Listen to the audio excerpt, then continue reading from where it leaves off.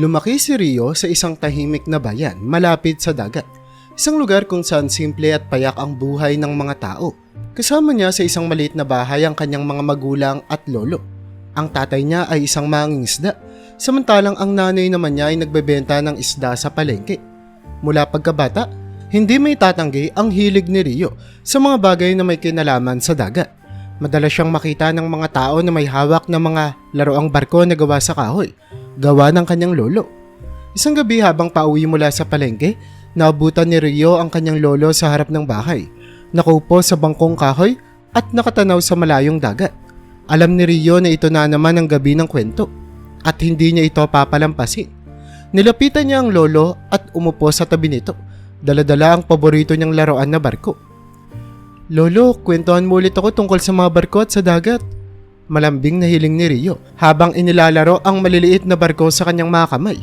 Ngumiti ang lolo niya at tumingin ng malayo. Tila iniisip ang mga panahong siya ay nasa barko pa bilang isang marino. "Alam mo Rio," nagsimula ang kanyang lolo habang marahang itinapat ang tingin sa kanyang apo. "Ang buhay sa dagat ay hindi laging madali. Pero kapag tinignan mo ang kalangitan sa gabi, habang palutang-lutang ang barko sa malawak na karagatan, mararamdaman mo ang kalayaan. Para kang nasa ibang mundo." Tumango si Rio, nakatingin sa mga mata ng lolo niya, puno ng paghanga. Sa murang edad pa lang, alam na niya sa sarili niya. Gusto niyang maramdaman ang sinabi ng kanyang lolo. Gusto niyang maging marino. "Magiging marino din ako balang araw, lolo," sabi ni Rio na may buong pagtitiwala. "Kagaya niyo po." Natawa ang lolo niya, ngunit ito'y may halong pagmamalaki. "Kung talagang gusto mo yan, apo, kailangan mong magtiyaga. Hindi basta-basta ang buhay ng isang marino." "Alam ko po, lolo, magiging masipag ako. Mag-aaral ako ng mabuti," sagot ni Rio na may matamis na ngiti. Sa likod ng kanilang usapan, dumating ang nanay ni Rio, si Aling Marta, dala ang mga gamit mula sa palengke. Ngumiti siya nang marinig ang usapan ng maglolo. "Rio, huwag mo masyadong pangarapin. Ang hirap ng buhay sa dagat," biro ni Aling Marta habang inilalapag ang mga supot ng isda. "Masarap mangarap pero mahirap din. Huwag mo namang kalimutang maging doktor o engineer, pag-isipan mo rin yun." Natawa si Rio. "Pero nay, gusto ko talagang maging marino. Gusto kong maglayag, makakita ng iba't ibang bansa at maramdaman ang hangin ng karagatan." Sumagot ang kanyang nanay. Basta paghandaan mo, wala namang masama sa pangarap, basta't gagawin mo ang lahat para marating yun." Tumahimik ang lolo niya saglit bago muling nagsalita. "Ang buhay ay parang dagat, Rio. Minsan kalmado, minsan mabagyo. Pero sa huli, ikaw ang magpapasya kung paano mo tatahakin ang bawat alon." Puno ng inspirasyon si Rio habang pinagmamasdan ang laruang barko sa kanyang kamay. Para sa kanya, ang bawat alon, bawat hangin na humihihip sa kanyang muka ay parang pahiwatig ng kanyang kinabukasan bilang isang marino. Ang kwento ng kanyang lolo ay hindi lamang isang kwento. Ito ang kanyang gabay at inspirasyon sa mga pangarap niya. Nagpatuloy ang usapan hanggang sa naghapunan na sila. Sa bawat kwentuhan at payo mula sa kanyang lolo, lalong tumitibay ang desisyon ni Rio na maging marino balang araw. Sa loob ng maliit nilang tahanan, puno ng pag-asa at pangarap si Rio, habang ang kanyang pamilya ay buong suporta sa kanyang nais. Ngunit ang alam lang ni Rio sa puntong ito ay ang kasiyahan ng paglalayag at ang kalayaan ng dagat. Hindi niya pa alam ang mga panganib na naghihintay, mga panganib na magtuturo sa kanya ng tunay na kahulugan ng tapang at pagtitiis. Sa eskwelahan, si Rio ay hindi man kilala bilang pinakamatalinong estudyante, ngunit kahanga-hanga ang kanyang sipag at dedikasyon sa pag-aaral. Sa bawat aralin, pilit niyang inaabot ang mga konseptong minsan ay hindi agad malinaw sa kanya. Hindi siya takot magtanong sa kanyang mga guro at masigasig siyang nagre-review tuwing gabi sa tulong ng mga aklat at gamit na binili para sa kanya ng kanyang mga magulang.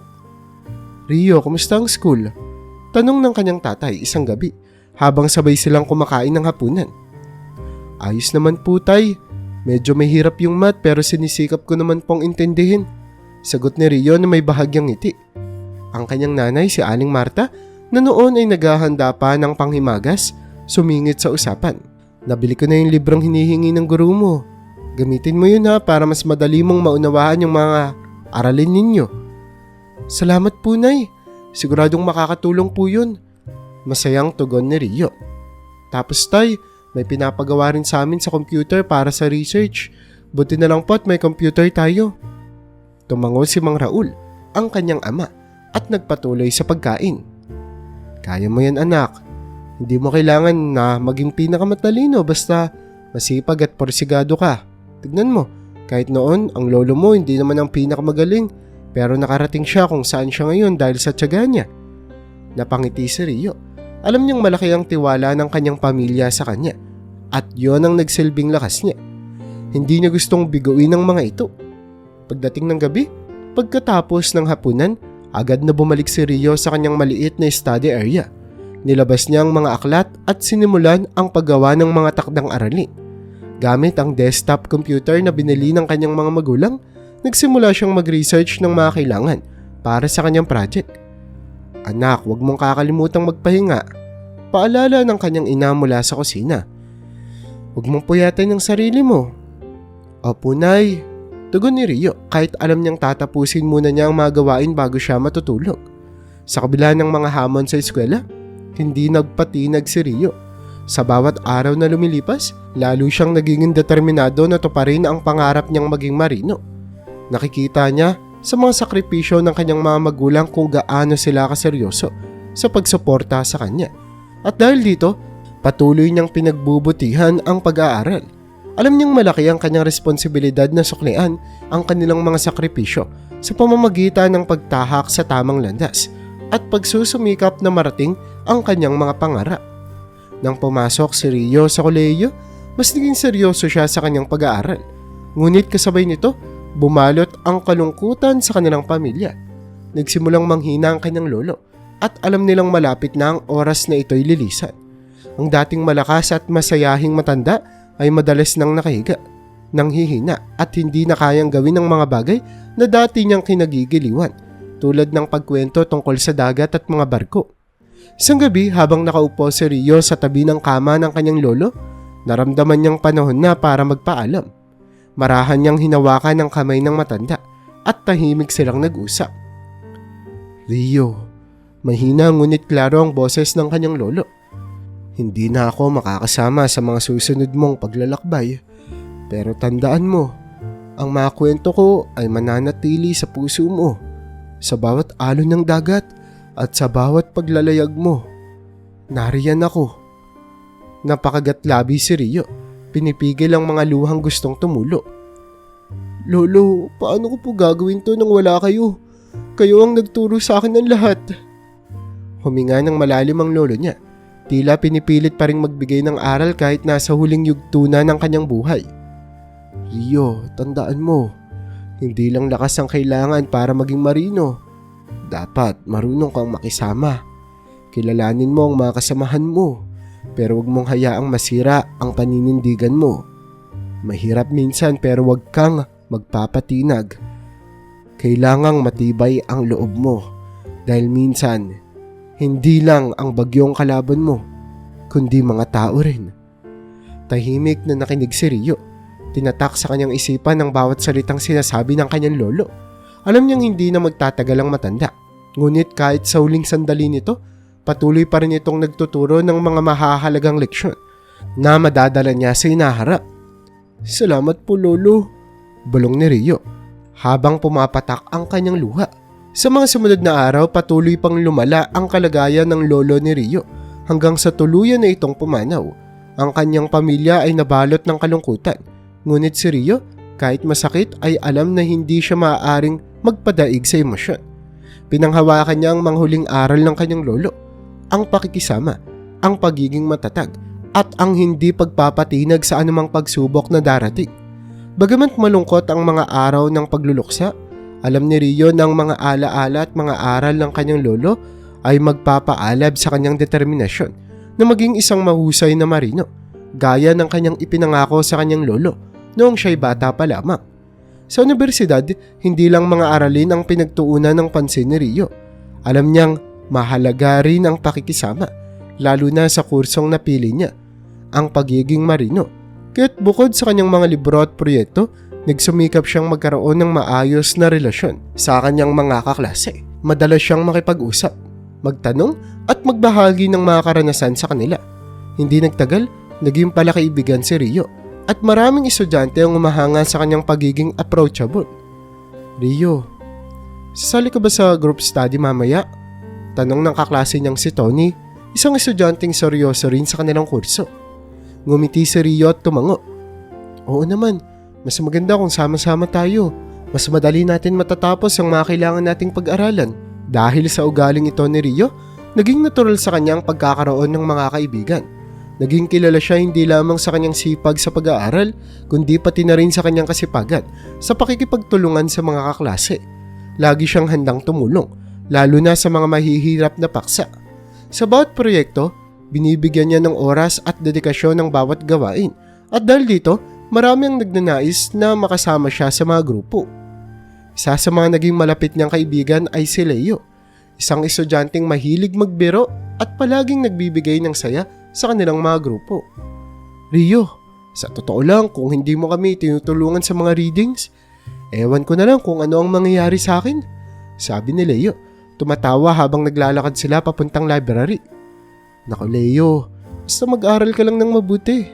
Mahirap ang buhay marino kung puro kalokohan lang ang alam mo. Biro ni Rio habang tinatapik ang balikat ni Leo. Sa bawat araw sa universidad, pinalalim ni Rio ang kanyang mga koneksyon. Alam niyang ang mga kaklase at kaibigan niya ngayon ay maaaring maging mga kasama niya sa dagat sa hinaharap. Kaya't sinigurado niyang magiging maayos ang relasyon niya sa kanila. Hindi lamang bilang kaklase, kundi bilang kapwa marino. Sa kanyang sipag at tiyaga at mabuting pakikisama, unti-unting bumubuo si Rio ng pundasyon ng kanyang hinaharap at pangarap. Hindi lamang siya basta estudyante, isa siyang batang may malinaw na hangarin at determinasyon, handang tahakin ang daan tungo sa pagiging isang mahusay na marino. Isang hapon sa universidad, habang patapos na ang klase ni Rio, nagpasya siyang pumunta sa cafeteria para magmerienda. Pagdating niya, napansin niya ang isang dalaga na naglalakad palayo mula sa counter. Hawak ang tray ng pagkain. Nahulog mula sa kanyang bag ang isang panyo at agad itong nakita ni Rio. Dahil sa kabutihan ng loob, dinampot niya ito at hinabol ang dalaga. Miss, sandali lang, tawag ni Rio habang mabilis na lumalapit sa kanya. Lumingon ang dalaga, medyo nagulat pero nang makita si Rio, ngumiti ito ng magalang. Oh, bakit? Tanong ng dalaga na nagtatakang nakatingin kay Rio. Sa iyo ata to, sabay abot ni Rio ng panyo. Nahulog mo kanina. Nagulat ang babaeng nagngangalang Margaret, sabay tingin sa bag niya. Ay oo nga, salamat ha. Gumiti si Rio pero hindi niya maiwasang mapansin ang natural na ganda ng babae. Walang anuman, sagot ni Rio, medyo kinakabahan. Hindi niya planong hilingin ang cellphone number ng dalaga, pero tila dala ng inspirasyon mula sa biglaang pagkakataon, napatanong siya. Pwede ko bang hingin ng number mo? Para, alam mo na, para kung sakaling may mahulog ulit? Biro niya sabay tawa. Natawa rin ang babaeng si Margaret sa biro ni Rio.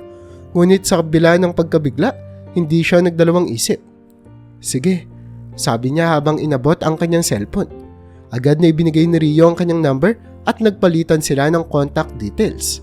Mula noon nagsimula silang mag-text sa isa't isa. Minsan tungkol sa mga simpleng bagay, mga assignment, mga kwento sa klase. Pero habang tumatagal, nagiging mas malalim ang kanilang usapan. Si Margaret, na nursing ang kurso, ay madalas magbahagi ng mga karanasan niya sa hospital duty at mga pasyenteng inaalagaan niya. Si Rio naman, na may mga kwento sa buhay kolehiyo bilang estudyanteng marino, ay nagsimulang makaramdam ng pagkapalapit kay Margaret. Alam mo Rio, minsang text ni Margaret, ang hirap pala ng kursong to, pero nakakatuwa din kasi natutulungan ko ang mga tao.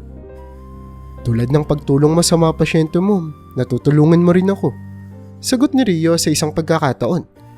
Kasi alam mo Margaret, sa tuwing nakakausap kita, gumagaan ang araw ko. Naging magkaibigan sila, ngunit sa likod ng bawat mensahe, unti-unting nararamdaman ni Rio na may ibang emosyon siyang nararamdaman para kay Margaret. Hindi lang ito simpleng pagkakaibigan. Mas malalim pa. Pero sa ngayon, pinili ni Rio na hayaan muna ang oras na magtakda ng susunod na hakbang. Matapos ang ilang buwan ng pagiging magkaibigan, unti-unting naglakas loob si Rio na ipahayag ang nararamdaman niya kay Margaret. Hindi naging madali para sa kanya ang desisyong ito dahil alam niyang mahigpit ang mga magulang ni Margaret. Pero hindi niya kayang itago ang damdamin niya ng mas matagal pa. Isang hapon habang naglalakad silang dalawa sa likod ng universidad, pinili ni Rio ang tamang pagkakataon. Margaret, alam kong matagal na tayong magkaibigan at ayoko namang guluhin ang buhay mo. Pero gusto kong malaman mo, higit pa sa pagkakaibigan ang tingin ko sa iyo. Napatingin si Margaret sa kanya, bahagyang nagulat pero hindi niya may tago ang ngiti. Rio, alam ko, mahina niyang tugon. Alam mo? Tanong ni Rio, halatang hindi niya inaasahan ang sagot ng dalaga. Tumango si Margaret. Matagal ko nang napapansin pero kailangan mong maintindihan. Mahigpit ang mga magulang ko, gusto nila tapusin ko muna ang pag-aaral ko bago pumasok sa kahit anong relasyon. Hindi ito ikinagulat ni Rio. Narinig na niya noon pa na masyadong protective ang mga magulang ni Margaret. Naiintindihan ko, sagot ni Rio. Pero pwede ba tayong magsimula kahit paano? Hindi ko rin kayang itago ang nararamdaman ko eh. Nag-isip si Margaret ng sandali bago siya tumango. Pwede, pero dapat itago natin to. Ayoko namang magalit sila sa akin at sa atin. Sa school lang tayo magkikita, kapag nasa labas tayo parang magkaibigan lang. Napangiti si Rio, tila ba nabunutan ng tinik. Salamat Margaret, hindi kita bibiguin. Mula noon naging opisyal ang relasyon nila. Ngunit tago sa mga mata ng tao. Sa loob ng universidad, sila'y magkasintahan. Magka-holding hands kapag naglalakad, sabay kumakain sa cafeteria at nagpapalitan ng mga lihim ng ngiti. Ngunit paglabas ng eskwelahan, sila'y nagkukunwaring magkaibigan lamang, lalo na kapag may nakakakilala kay Margaret. Ang hirap din pala ng ganito, minsang sabi ni Rio habang naglalakad sila pauwi mula sa klase. Pero masaya kong kasama kita. Ngumiti si Margaret at tinapik ang balikat ni Rio. Minsan talaga kailangan nating magtiis para sa mga bagay na mahalaga sa atin. Sa bawat araw na lumilipas, patuloy na lumalalim ang relasyon nila. Kahit puno ng pagsubok, para kay Rio, sapat na ang mga sandaling magkasama sila. Kahit sa eskwelahan lamang. Dumating din ang araw ng kanilang pagtatapos. Ang pinakahinihintay niya sandali matapos sa ang mga taong pagsisikap at pagsasakripisyo.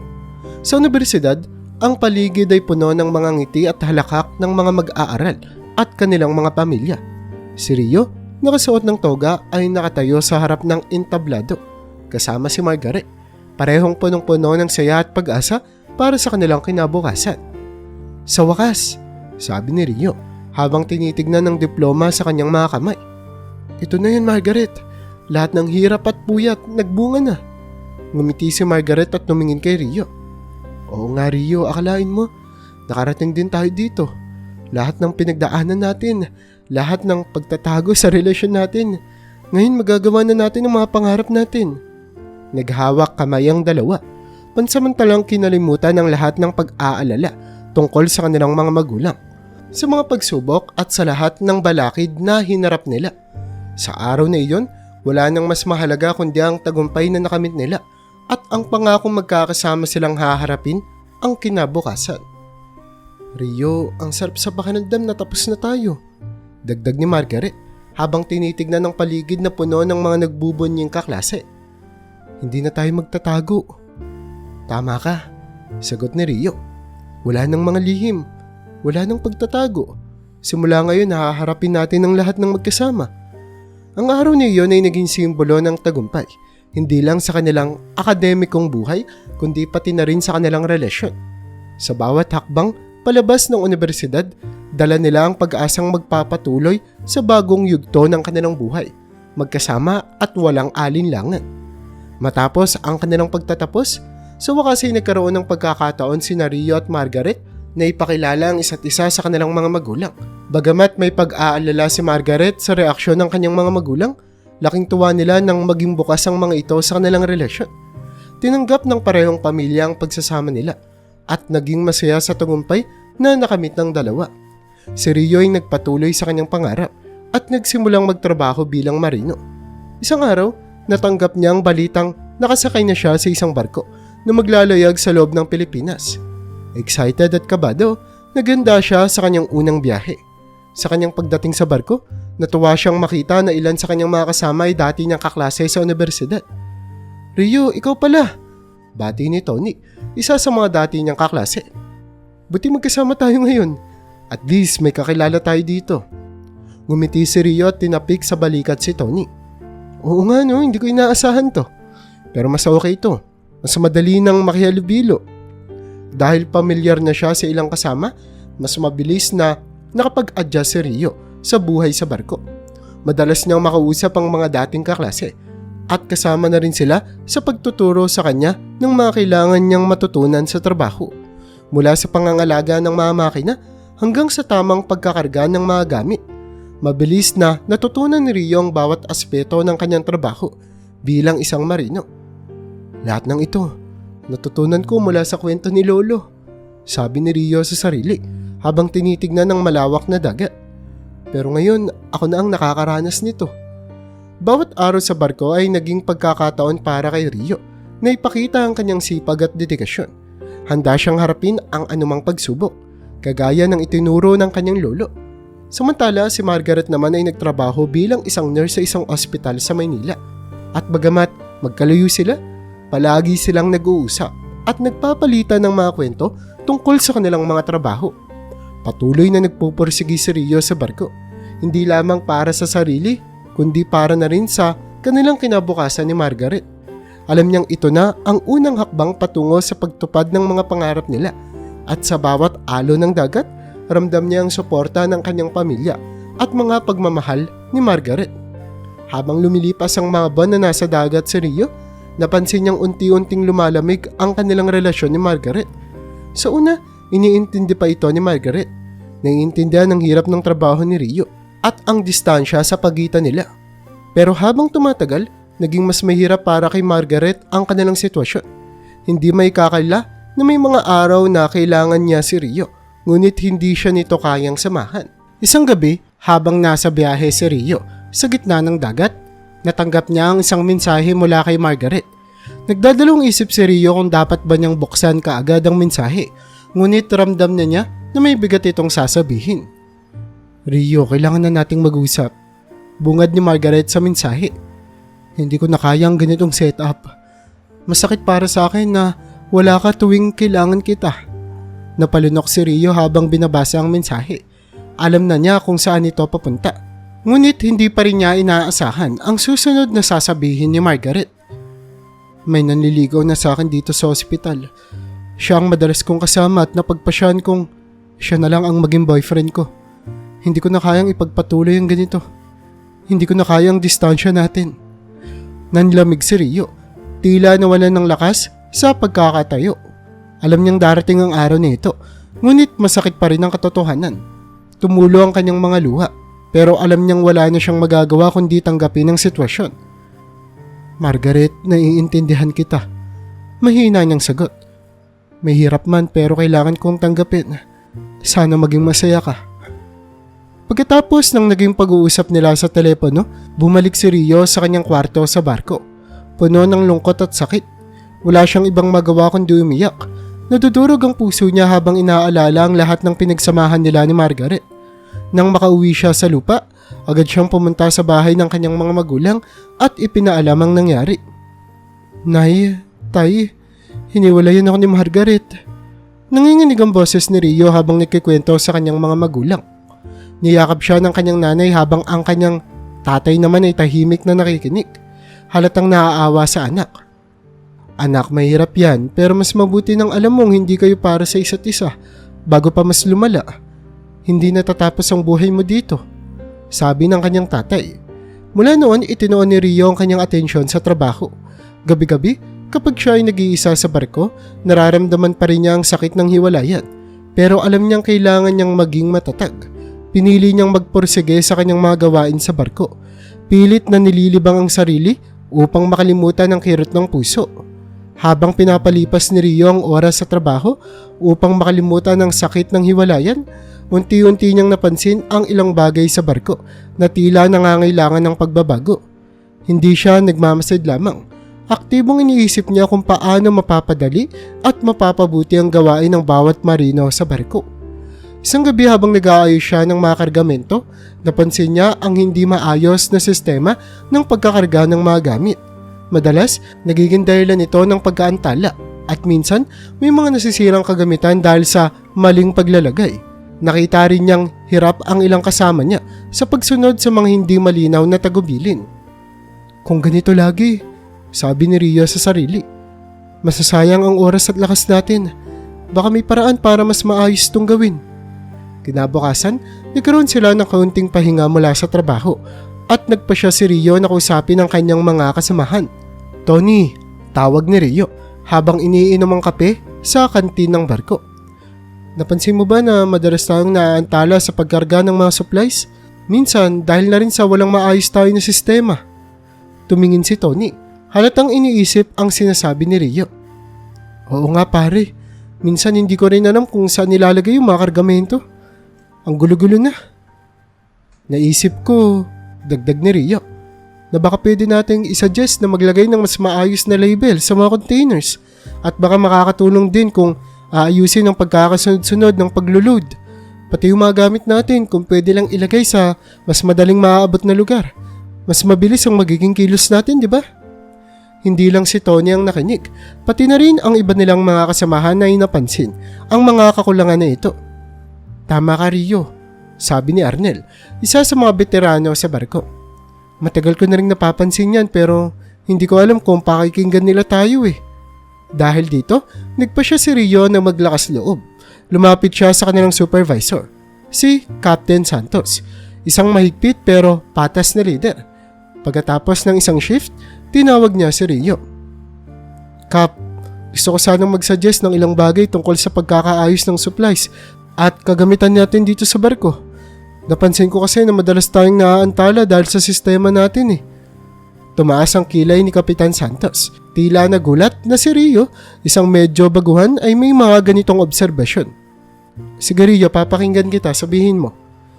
Nilahad ni Rio ang kanyang mga napansin mula sa pagkakarga ng mga supplies hanggang sa tamang pagkakaayos ng mga gamit. Sinabi rin niya na ang mga maliliit na pagbabago ay maaaring magdulot ng malaking improvement sa kanilang trabaho. Nakatitig lang si Kapitan Santos habang nagsasalita si Rio. Sa huli, tumango siya. May punto ka Rio. Sige, gagawa tayo ng plano para maayos ang mga bagay na sinasabi mo.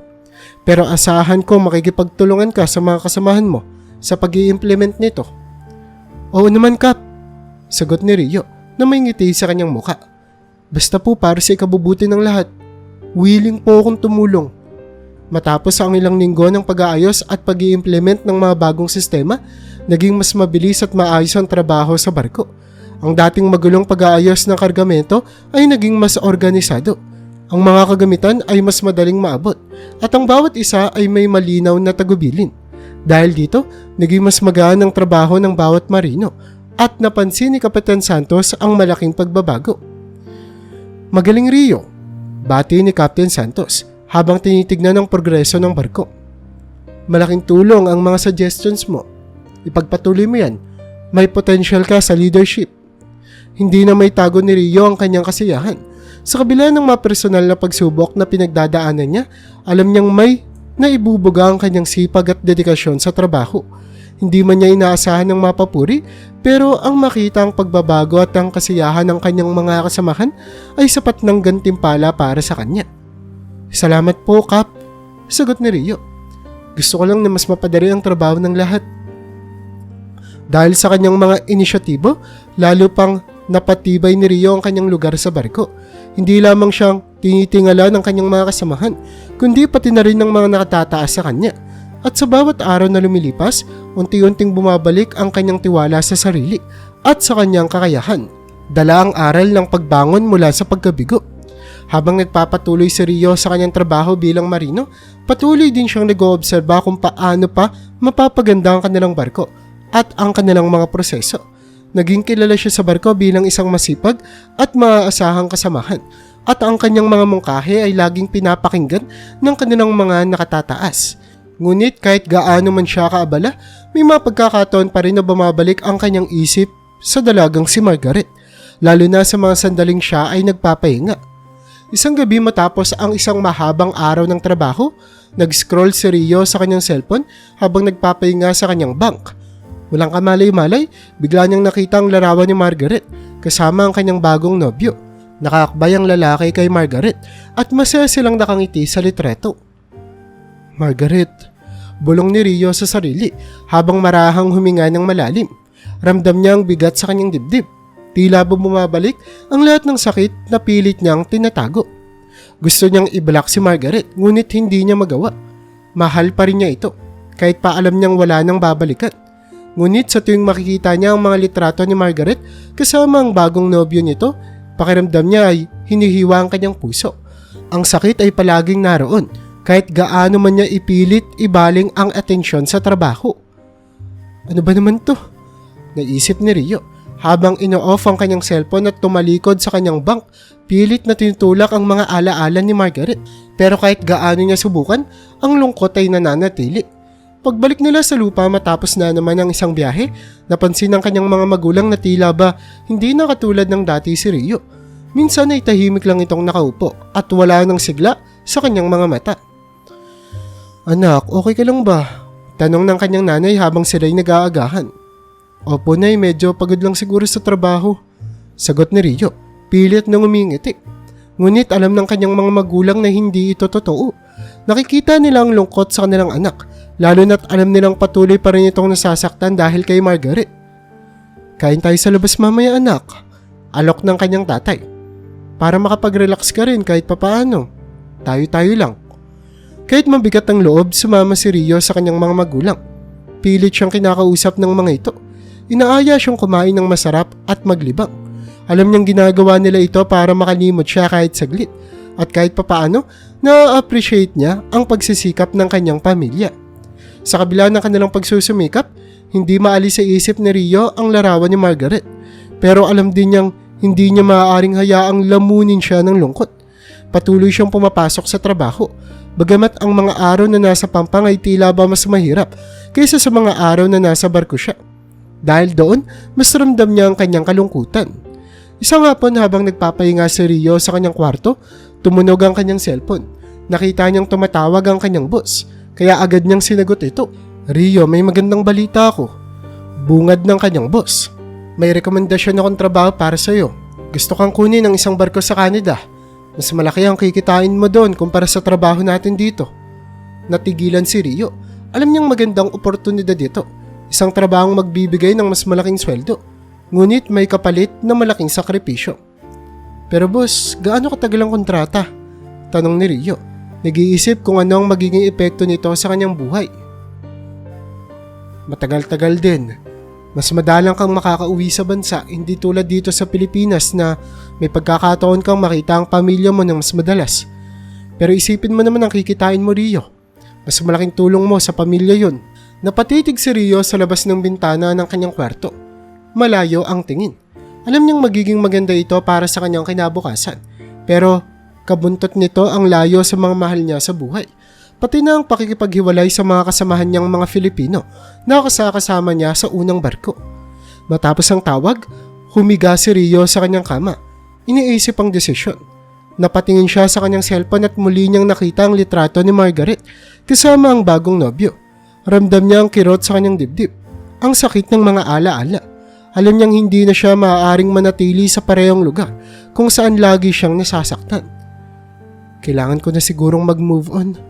Bulong niya sa sarili. Ito ang pagkakataon ko para magsimula ulit. Napagdesisyonan ni Rio na pumayag sa alok ng kanyang boss. Alam niyang mahirap ang magiging buhay sa Canada pero handa siyang harapin ito. Nagbigay siya ng pasabi sa kanyang pamilya at mga kaibigan at lahat sila'y nalungkot sa kanyang pag-alis pero sinuportahan pa rin nila ang kanyang desisyon. Sa huling araw ni Rio sa Pampang, nag-organisa ang kanyang mga magulang ng isang maliit na party para sa kanya. Kasama ang kanyang mga kaibigan at ilang kamag-anak. Nagtipon-tipon sila para maghapunan. Anak, ang layo ng pupuntahan mo pero alam namin kaya mo to.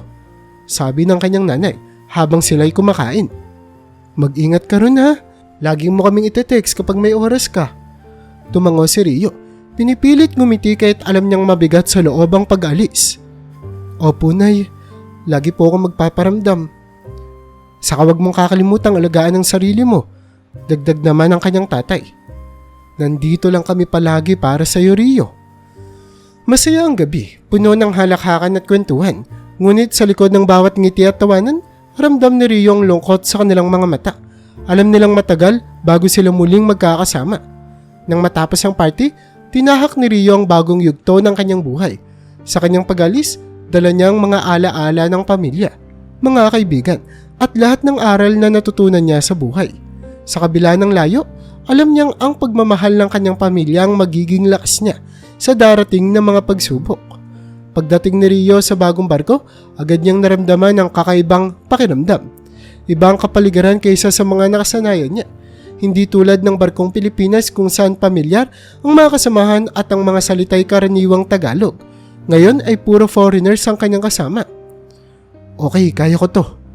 Bulong ni Rio sa sarili habang umaakyat sa hagdan ng barko. Bit-bit ang kanyang mga gamit. Nakakaintindi naman ako ng Ingles. Pero sana hindi ako magmukhang tanga. Habang naglalakad siya sa deck, napansin niyang abala ang mga tao sa kanilang mga gawain. Isang lalaki ang lumapit sa kanya. Matangkad, blond ang buhok at may ngiti sa muka. Hey, you must be the new guy. Sabi ng lalaki. I'm John, by the way. Welcome aboard. Nagulat si Rio. Kahit pa handa siya, tila ba nanlamig pa rin ang kanyang pakiramdam. Yes. I am new here. Sagot ni Rio. Nahalatang kinakabahan at hindi maayos ang kanyang pag-i-Ingles. Ngumiti ang foreigner na si John. Tila hindi naman nalintana ang hirap ni Rio sa pagsasalita. No worries, man. Just take your time. If you need anything, just ask, okay? Okay, thank you. Sagot ni Rio. Pilit na pinipilit maging confident kahit na parang nalilito pa rin siya sa kanyang mga salita. Tumango si John at iniwan siya upang bumalik na sa trabaho. Nang makalayo si John, napahinga ng malalim si Rio. Grabe, ang hirap pala nito, naisip niya. Naiintindihan ko naman pero hirap ako mag-compose ng sentence. Kailangan kong masanay. Habang naglalakad si Rio patungo sa kanyang quarters, pinipilit niyang isipin ang mga darating ng araw. Kaya mo to, Rio, sabi niya sa sarili. Wala si Margaret dito. Wala kang ibang kailangang isipin kundi ang trabaho mo. Kapag masyado kang natakot, hindi ka mag-i-improve. Pagdating niya sa kanyang kwarto, nakilala niya ang ilan pang kasamahan. Isang Indian at isang Dutch na parehong abala sa kanilang mga gamit. Nagpakilala si Rio. Medyo alanganin pero ginamit niya ang mga simpleng salitang alam niya. Hello guys, I am Rio from Philippines. Sabi niya, dahan-dahan at malinaw kahit pa ramdam niyang mali ang kanyang grammar. Oh hi, I'm Raj, nice to meet you.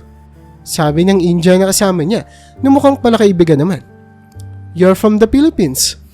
I hear Filipinos are great seafarers. Tumango si Rio, medyo natutuwa sa sinabi ni Raj. Yes, we work hard. Sagot ni Rio, bagamat simpleng salita lamang ang kanyang nagawa.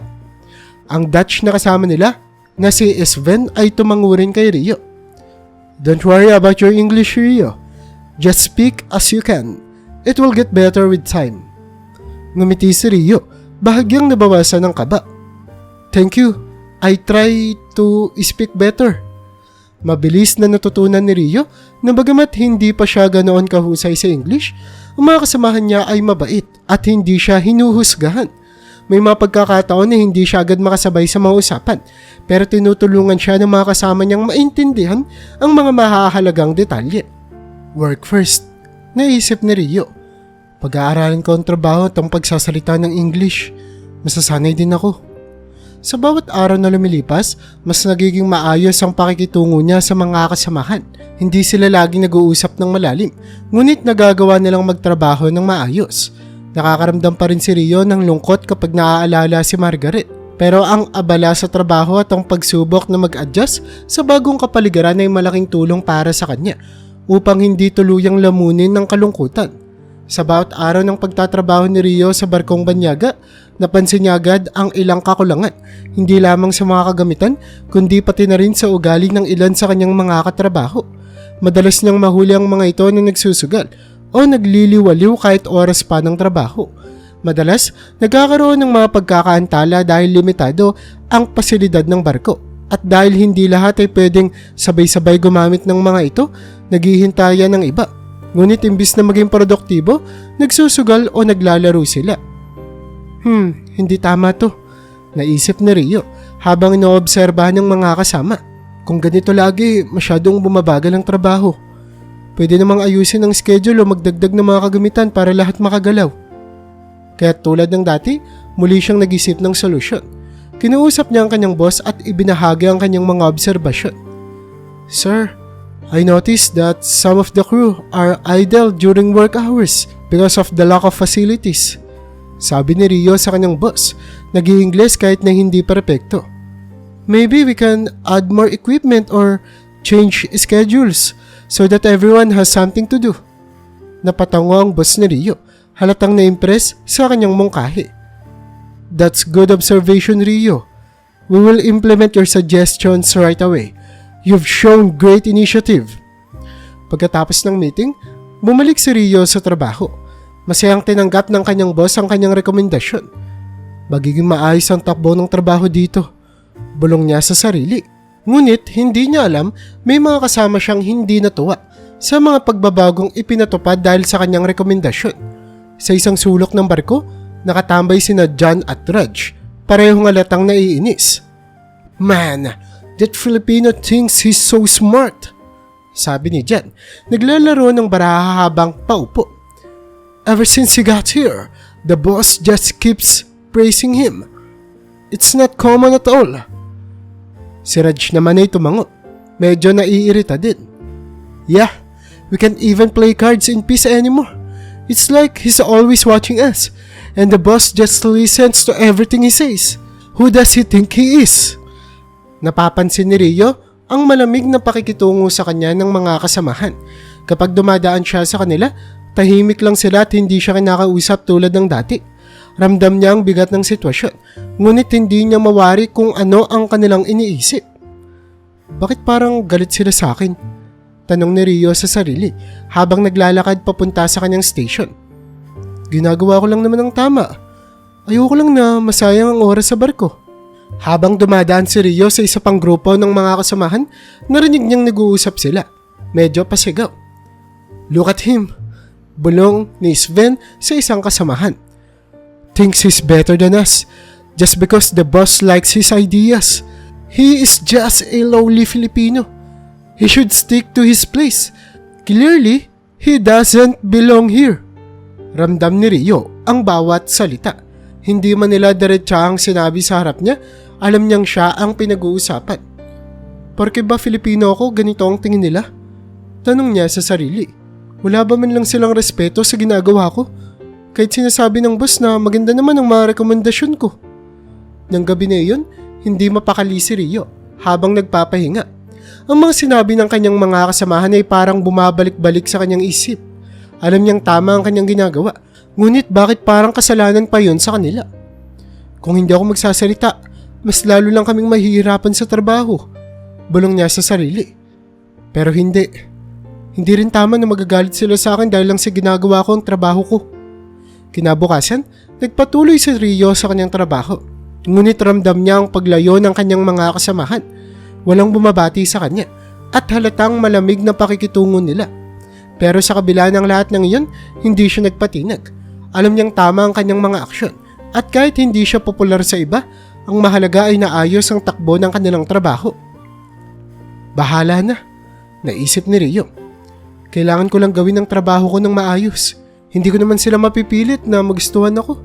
Pero hindi ko rin pwedeng sakripisyo ang ginagawa ko para lang maging magaan ang pakiramdam nila.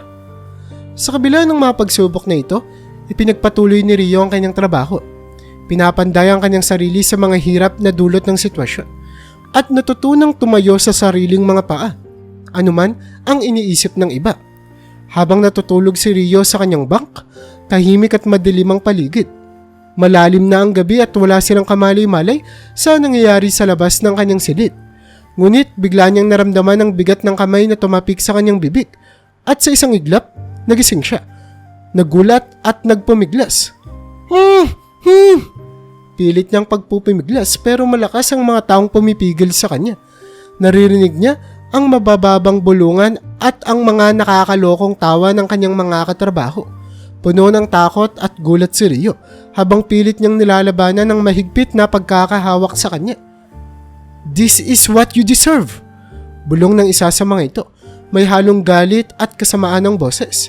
Bago pa man makapag-isip si Rio ng gagawin, naramdaman na niya ang pag-angat ng kanyang katawan mula sa bank at sa isang iglap, naramdaman niya ang malamig na hampas ng hangin. Ilang segundo lang ang lumipas bago bumagsak si Rio sa yelot malamig na tubig ng karagatan. Tinamaan siya ng malamig sa buong katawan at sa gitna ng dilim, nakita niya ang mabilis na paglayo ng barko. Nanatiling parang isang bangungot ang lahat ng nangyari. Ngunit alam ni Rio na kailangan niyang kumilos. Wala nang oras para sa takot o pagkabigla. Anong gagawin ko ngayon? Naisip ni Rio habang nagsimula siyang maglalangoy. Ang tubig ay parang yelong nanonood sa kanyang balat at kahit anong gawin niya, tila hirap na hirap siyang panatilihin ang kanyang katawan sa ibabaw ng tubig. Kailangan ko mabuhay. Kailangan ko makaligtas. Patuloy niyang iniisip. Pilit na pinapalakas ang sarili. Ngunit habang patuloy siyang lumalangoy, ramdam na ni Rio ang panghihina sa kanyang mga braso. Hindi niya alam kung gaano katagal na siyang lumalangoy. Tila walang katapusan ng gabi at ang malawak na karagatan. Nag-uumpisa na siyang mawalan ng lakas at ang pag-asang makakaligtas ay unti-unti nang nawawala. "Panginoon, tulungan niyo ako," bulong ni Rio habang tumitigil na ang kanyang mga braso sa paglangoy. Hindi na niya nararamdaman ang kanyang mga kamay at paa. Tila binabalot na siya ng kawalan ng lakas. Dahan-dahang bumigay ang kanyang katawan at unti-unti siyang lumubog sa mga huling segundo bago siya mawalan ng malay. Pinanalangin ni Rio na sana'y magkaroon siya ng milagro, isang pagkakataon para makaligtas sa dilubyong ito. Nang bumagsak ang dilim sa kanyang isipan, naramdaman ni Rio ang kapayapaan. Ngunit sa kanyang puso, nanatili ang pag-asa. Isang pag-asa na kahit sa gitna ng malalim na karagatan, hindi pa ito ang katapusan ng kanyang kwento. Nagising si Rio na nakihiga sa malamig na buhangin, nalilito at nanghihina. Ang una niyang napansin ay ang tunog ng mga alon na dahan-dahang humahampas sa dalampasigan. "Nasaan ako?" tanong niya sa sarili habang unti-unting bumangon. Nang lumingon siya, nakita niyang nasa isang malaparaisong isla siya, napapalibutan ng tubig at mga puno. Hindi niya alam kung gaano katagal siyang walang malay, pero isang bagay ang sigurado. Nakaligtas siya. "Salamat, Panginoon," bulong ni Rio. Halos hindi makapaniwala sa himalang naganap. Hindi siya nalunod at napadpad siya sa isang isla. Kahit mahina pa ang kanyang katawan, agad siyang nagsimulang maghanap ng pagkain at ng masisilungan. Namita siya ng mga prutas mula sa mga puno at nagtayo ng isang simpleng shelter gamit ang mga dahon at sanga. Habang nagpapahinga siya sa ilalim ng lilim ng kanyang pansamantalang bahay, naisip ni Rio ang kanyang mga pinagdaanan, ang pagkakahulog sa kanya sa dagat, ang malamig na tubig, at ang mga kasama niyang nagtangka sa kanyang buhay. Ngunit ngayon kahit paano, nararamdaman niyang ligtas siya. Ilang araw ang lumipas at nagsimula nang magtanong si Rio kung may mga tao bang naninirahan sa isla. Hindi nagtagal, habang naglalakad siya sa tabing dagat, napansin niyang may mga tao sa di kalayuan. Agad siyang tumakbo patungo sa kanila, umaasang makakahanap ng tulong. "Hey! Help!" sigaw ni Rio, bagamat medyo nauutol pa ang kanyang English dahil sa pagod. Nang makalapit siya, napagtanto niya ng mga Amerikano ang mga taong nakakita sa kanya. Isa sa kanila, isang babae, ang mabilis na kumuha ng cellphone at tumawag ng tulong. "Don't worry, we'll get you help," sabi ng isa sa kanila, halatang nag-aalala para sa kanya. Mabilis ang naging aksyon ng mga opisyal. Hindi nagtagal, dumating ang mga rescuers at agad na kinuha si Rio mula sa isla. Habang ini-interview siya ng mga opisyal, nalaman nilang itinapon siya ng kanyang mga katrabaho sa barko. Agad na tinawagan ng mga otoridad ang mga opisyal sa Pilipinas. Ilang oras lang ang lumipas bago na ilipad si Rio, pabalik ng bansa. Paglapag ng eroplano sa Pilipinas, napuno ng emosyon si Rio. Nang tumapak ang kanyang mga paa sa lupain ng sariling bayan, tila bumalik ang kanyang lakas at tiwala sa sarili. "Sa wakas nakauwi na ako," bulong ni Rio, punong-puno ng kapayapaan at kaligtasan. Alam niyang mahaba pa ang proseso na pagdadaanan niya. Ngunit sa oras niya yun, sapat nang alam niyang ligtas siya. At sa wakas, nasa lugar kung saan siya tunay na tinatanggap at minamahal. Pagkatapos ng mahaba at mapait na karanasan ni Rio, naglakad siya pa uwi. Ang mga matay punong-puno ng luha. Hindi niya lubos maisip na nakauwi pa siya sa kanilang tahanan matapos siyang itapon ng mga kasamahan sa barko. Nang makita siya ng kanyang mga magulang sa pintuan, agad siyang niyakap ng mga ito. "Anak, salamat sa Diyos at nakauwi ka," sabi ng kanyang ina. Humahagulhol habang mahigpit na yakap-yakap si Rio. "Hindi ko akalaing makakaligtas pa ako, Nay," bulong ni Rio. Ang kanyang boses ay nanginginig sa emosyon. Ramdam niya ang bigat ng mga araw na nawala siya sa gitna ng karagatan at ang milagro ng kanyang pagkakaligtas. Habang lumilipas ang mga araw, kahit pinipilit ni Rio na bumalik sa normal na buhay, mabilis na kumalat ang kanyang kwento. Nagsimula siyang makatanggap ng mga tawag mula sa mga reporter na nais marinig ang kanyang kwento.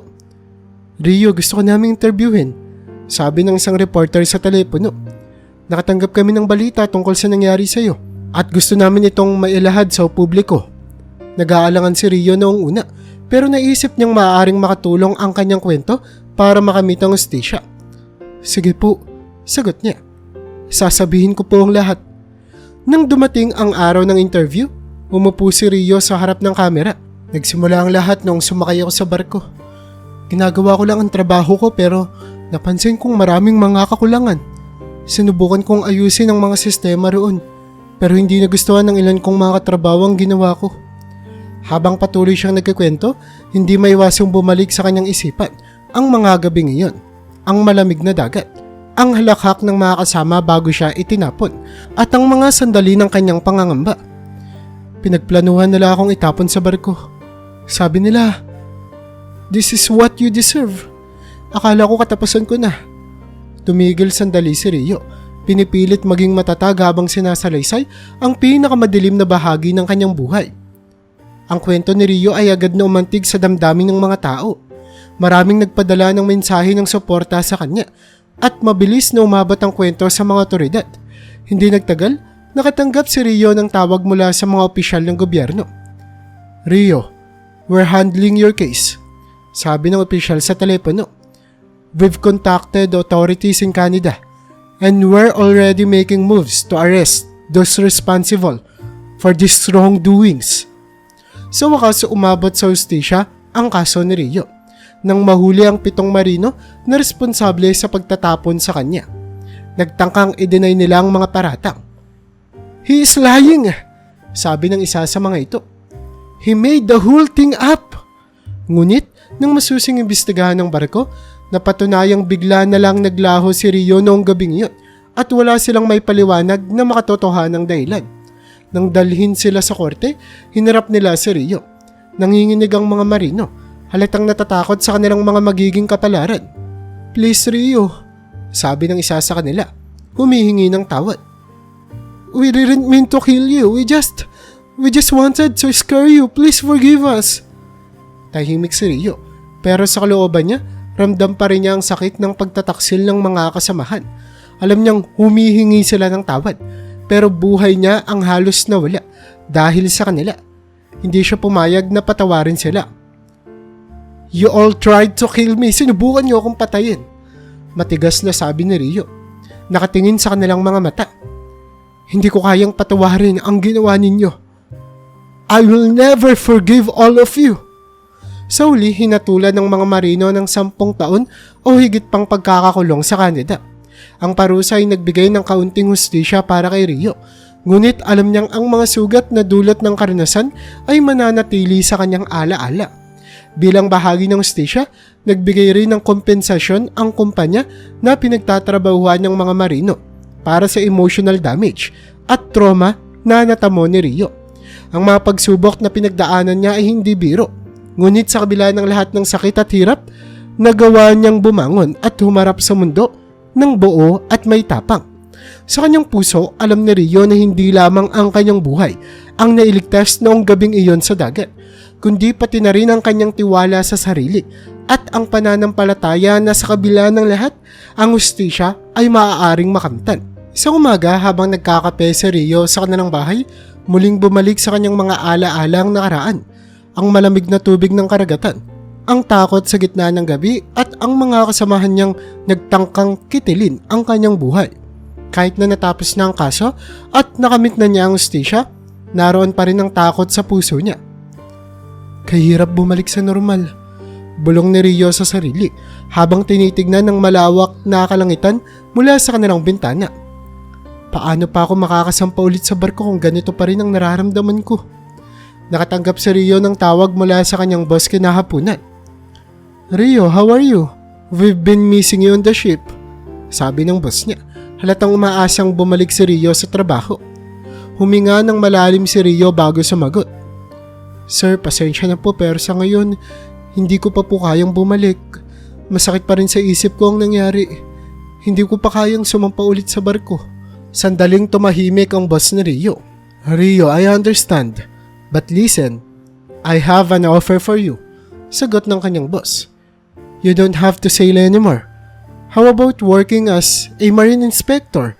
You'd be responsible for inspecting the ship before it sails and after it returns. You're good at identifying problems and giving recommendations. What do you think? Napatigil si Rio. Ang pagiging marine inspector ay nangangahulugang hindi niya na kailangang harapin ang takot sa paglalayag muli. Pero mananatili siyang konektado sa industriya na minahal niya noon. Napaisip siya ng matagal. Mas ligtas naman to, sabi niya sa sarili. At magagawa ko pa rin ang mga bagay na mahusay ako. Kailangan ko rin ng trabaho. Okay sir, I'll give it a try. Sagot ni Rio sa wakas. Nakangiti kahit pa may halong kaba. Mula nang tanggapin ni Rio ang trabaho bilang marine inspector, unti-unti siyang bumalik sa kanyang ritmo. Araw-araw niyang inoobserbahan ng mga barko. Tinitignan ang bawat detalye at ibinibigay ang kanyang mga rekomendasyon. Hindi na siya kailangang sumampa muli sa dagat, pero ang kanyang mga kaalaman at karanasan ay nanatiling mahalaga. Isang araw habang pauwi mula sa trabaho, sinalubong siya ng kanyang nanay sa pintuan. Anak, kumusta ang trabaho? Ngumiti si Rio. Ayos lang, Nay. Masaya ako na nakakatulong pa rin ako kahit hindi na ako sumasampa sa barko. Niyakap siya ng kanyang nanay, puno ng pagmamalaki. Anak, napakalakas mo. Kahit anong hirap ang pinagdadaanan mo, hindi ka sumuko. Yon ang pinakamahalaga. Naramdaman ni Rio ang init ng yakat ng kanyang nanay at doon niya napagtanto na kahit gaano kalalim ang sugat ng kanyang nakaraan, may pagkakataon pa rin siya para maghilom. Hindi na niya kailangang balikan ng dagat upang patunayan ang kanyang lakas. Napatunayan na niya ito sa bawat araw na patuloy siyang lumalaban. Sa mga sumunod na buwan, naging mas maayos ang buhay ni Rio. Naging magandang takbo ng kanyang karera bilang marine inspector at muli niyang naramdaman ang kapayapaan sa puso. Ang trauma na minsang sumakop sa kanya ay unti-unting bumaba at natutunan niyang yakapin ang bagong direksyon ng kanyang buhay. Sa huli, natutunan ni Rio ang pinakamahalagang aral sa lahat. Hindi laging kailangan ng lakas para magpatuloy sa parehong landas. Minsan, ang tapang ay nasa pagtanggap na kailangan mong magbago, sa pagyakap sa bagong landas at sa pagpili ng kapayapaan sa halip na takot. Wakas na ang kwento ko bilang marino. Bulong ni Rio sa sarili habang tinatanaw ang paglubog ng araw. Pero hindi ibig sabihin tapos na ang kwento ng buhay ko. Sa bawat araw na lumilipas, nagpatuloy si Rio, dala ang mga aral ng kanyang nakaraan. Ang pagsubok na nagpatibay sa kanya, ang trauma na kanyang nalampasan at ang bagong pag-asa sa hinaharap.